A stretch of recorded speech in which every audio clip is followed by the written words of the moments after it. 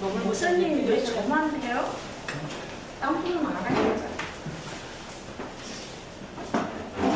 이걸 하면 의식하게 돼서 안 돼. 자연스럽지가 않아.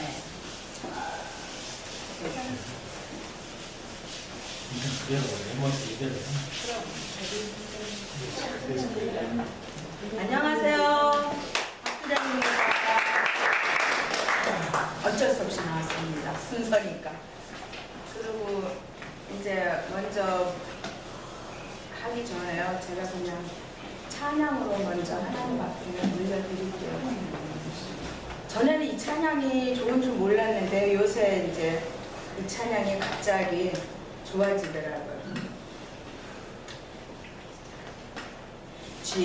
지금까지 지내온 것 주의 크신 은혜라 한이 없는 주의 사랑 어찌로 말하랴 자나깨나 주의 손이 하늘 넓혀주시고 모든 일을 주 안에서 영통하게 하시네 몸도 마음도 연약하나 세임받아 살았네 물 붓듯이 부으시는 주의 은혜 족하다 사랑 없는 거리에 나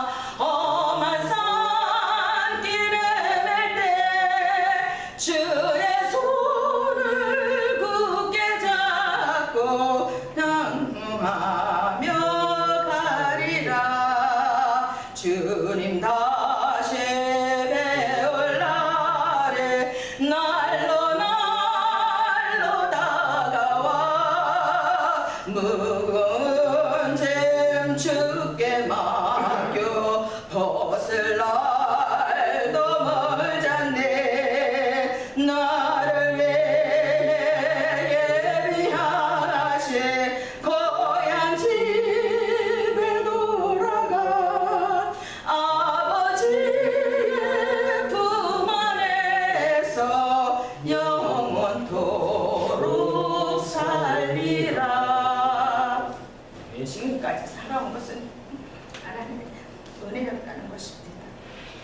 근데 이제 오늘 순서가 되고 나서 제가 어떻게 발표를 해야 되나 이제 다른 날보다 조금 일찍 일어나서 이제 근데 이게 생각날 때는 빨리 적어야겠더라고요. 나와서 이렇게 발표하려고 그러면은 두서가 없이 그냥 이렇게 발표가 되니까 그래서 오늘은 그냥 이렇게 제가 적어 왔습니다. 그래서 그냥 한번 들어주시길 바랍니다. 이곳에서 훈련 받은 지도 1년 반이 넘어갑니다. 나 자신의 정체성도 정확하게 알지 못하고 살아온 세월이었습니다. 오직 나에게는 전집만 있었습니다. 옆으로 돌아볼 겨를도 없었고요. 여기저기서 머물러 경축경 하면서 다른 사람처럼 스치는 바람에도 나는 아파했다. 이렇게 문학 소녀처럼 감상하고 느끼는 것은 저에게 그렇게 없는 것은 사치였다고 생각했습니다. 저에게는 열정만이 있으면 된다고 생각했습니다.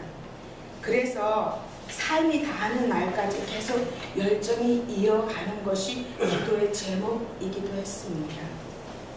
그것이 목회자의 길이라 생각했습니다. 맨 처음에는 목사님의 말씀에 음을 달았습니다.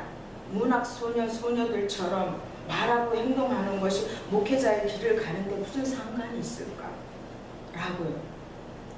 훈련 받은 지금은 하나님이 저를 이 훈련도 필요하기에 이곳으로 인도하셨다고 봅니다. 저를 쓰시기 위해서요. 요양원에 다니기 시작하면서 또 하나를 알게 되었습니다. 물론 그곳에서 잃는 것도 있었고요, 얻는 것도 있습니다. 때로는 그것으로 인해서 이제 육이 아프니까 내 영이 무너지고 있다는 것을 제가 알게 되었습니다. 근데 그 근본적인 것은 제가 은혜가 떨어졌다는 것입니다. 감사가 없고요, 은혜가 없었습니다. 이것을 바탕에는요, 제가 믿음의 뿌리가 깊지 못함을 제가 알게 되었습니다. 그저 제 믿음은 얄팍한 입술의 믿음이었다는 것입니다. 뿌리가 경고에 내리지 못한다는 것을 제가 깨닫게 되었습니다. 지금은 그것이 저 영적 수시라고 생각합니다. 그래서 지금은 회복 단계에 있습니다. 이곳에서 훈련 받지 않았으면 어느 목사님들처럼 맨날 작정 기도하고 금식한다고 했을 겁니다. 하나님께 드리기보다는 구하는 것으로 그렇게 살았겠죠. 어느 목사님이 말씀하기를 이제는 다 됐으니 거기는 이제 그만 다니고 그냥 교회 일에 전념하라고. 그렇지만은 저를 하나님의 온전한 도구가 되기 위해서는요, 아직도 부족하다는 것을 저는 알고 있습니다. 그래서 이 훈련이 필요하다는 것을. 그런데 저에게는 그 식물도 사실은 저에게 계속 들어오는 그 식물도 너무 많았어요. 근데 그전에는 다른 것에 쏟다 보니까 그런 거 돌볼 틈이 없어가지고 들어오는 쪽도 그 화분을 다 죽였습니다. 왜? 그거 햇빛도 주고 물도 줘야 되잖아요. 근데 어떨 때는 진짜 모든 일에 지치다 보면은 그런 것이 하고 싶지가 않은 거예요. 근데 여기서 이제 훈련 받고 나서부터는요, 제가 나도 한번 그럼 해봐야지. 그래서 왜냐하면 그 식물을 키워야 될 의무가 있더라고요. 그냥 들어온 거 이상은 우리 그래도 교회 안에 있는 것을 제가 키워야겠다는 이 마음이 들어오더라고요. 그래서 제가 이제 이제 저 식물을, 저 초롱이를 제가 이제 옥상에다 내다 놓고 잊어버렸어요. 그러니까 어느 날 비가 오니까 비를 흠뻑 맞았는지 그 다음부터는 죽어가고 있더라고요. 완전히 죽어가고 있었어요. 그래서 이제 그 식물을 이제 가져오라는 그 말씀에 저는 저것을 택했어요. 저 죽어가는 것을 내가 한번 살려보자. 우리가 목회자 할 일이 죽어가는 생명을 살리는 것이 아닌가 싶어가지고 저는 이제 저것을 가지고 왔습니다. 싱싱한 화분도 있었지만 일부러 저 화분을 택했습니다. 그래서 저것을 가져왔을 때는 저것을 살리고 싶은 마음이 간절했기 때문에 가지고 왔습니다. 그래서 제가 저것을 보면서 이제는 여기다 두게 되니까 월화수는 꼭 보게 되잖아요.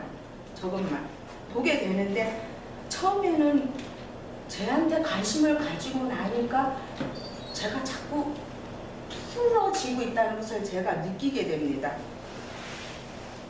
그러면서 제가 관심을 가지고 되니까 제 생명이 살아남을 생기가 있음을, 힘차게 움직이고 있음을 제가 보게 되는 것입니다.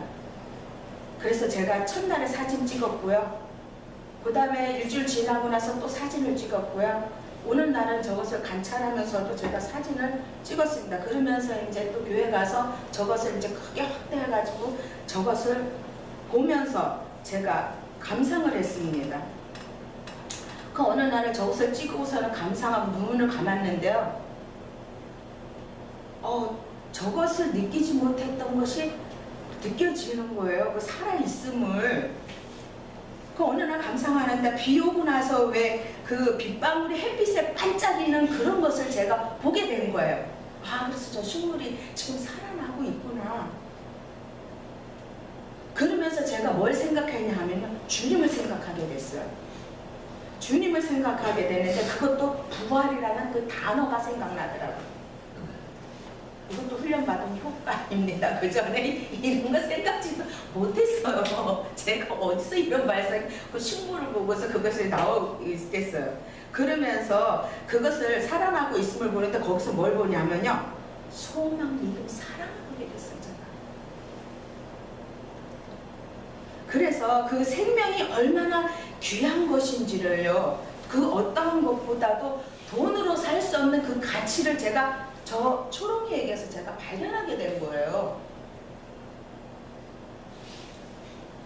그러면서 제가 또 뭐냐 하면 제 눈에는요 막 금빛으로 막 빛나고 있는 거예요 그거를. 그래서 또 제 눈에 또 그렇게 보이기는 또 처음이네요. 아 얘도 사랑을 가지고서는 이렇게 대하니까 얘가 진짜 귀하게 귀한 그것으로 그 값으로 다시 태어나게 되는구나. 지금도 제가 이것이 훈련 안 받았으면은 어디서 이런 발상이 있겠으며 어디서 제가 이렇게 그죠? 그래서 지금은 이제 아 내가 더 믿음의 뿌리를 견고하게 내려야겠다는 그게 있고요. 하나님이 언제까지인지는 모르지만 죽는 날까지는 훈련을 받아야겠죠.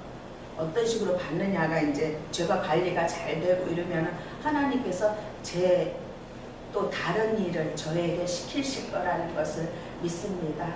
말이 두서없이 전했지만 감사합니다. 고맙습니다.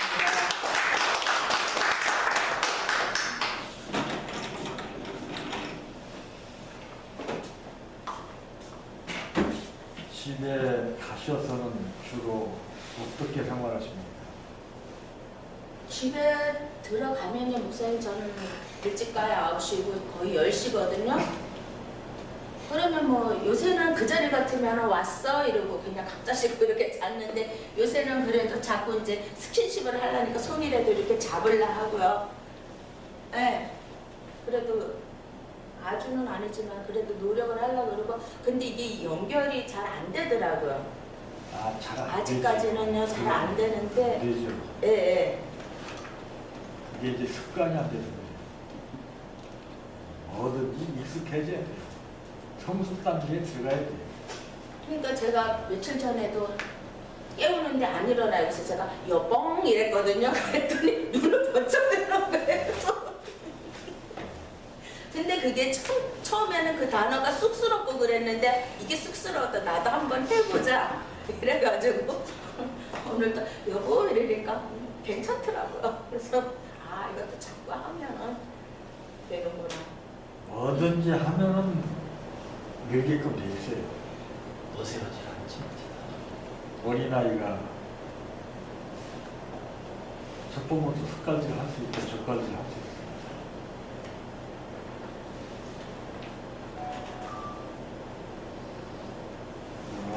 점점 걸러져 생활의 패턴이 틀려져요. 저도 그런데 익숙치가 않고 너무 익숙치가 않아가지고 지금 익숙하다면 그 문제가 있죠. 이제 단계적으로 그것이 이제 이루어지는 거예요.